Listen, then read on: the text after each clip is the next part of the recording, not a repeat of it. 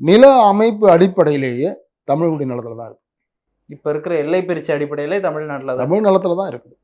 நீங்க பளியங்குடியிலிருந்து நெடுங்குன்றத்துக்கு ஏறக்கூடிய மலைத்தொடர்கள் இல்ல, அந்த மலைத்தொடர் முடிகிற இடத்துல ஓகே அதுக்கு அடுத்து தான் கேரளா. ஓ மலைத்தொடர் முடியக்கூடிய இடத்துல அந்த அந்த அந்த ஒரு சமவெளி இருக்கு, ஒரு 30 அடி 40, அதுலதான் அவன் சாலை போட்டிருக்கான். அதுவே தமிழ்நாட்டு எல்லை. அது பிரியும். சாலை போடுவதனால அவங்க உரிமை ஆயிரும் அது.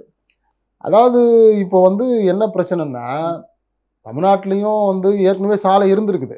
பனியங்குடி வழியா தான் போக முடியும், அவங்களுக்கு சாலை கிடையாது.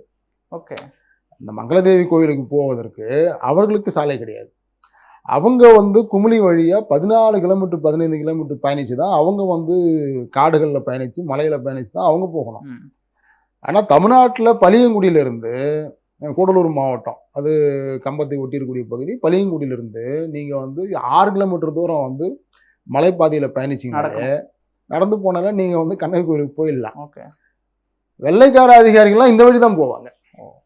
மலைப்பாதையில போன முடியும் 16 கிலோமீட்டர் கிட்டவா 6 கிலோமீட்டர் தான். அப்போ இந்த பாதையில் தான், அதுக்காகவே ஒரு பாதை அப்போ இருந்தது.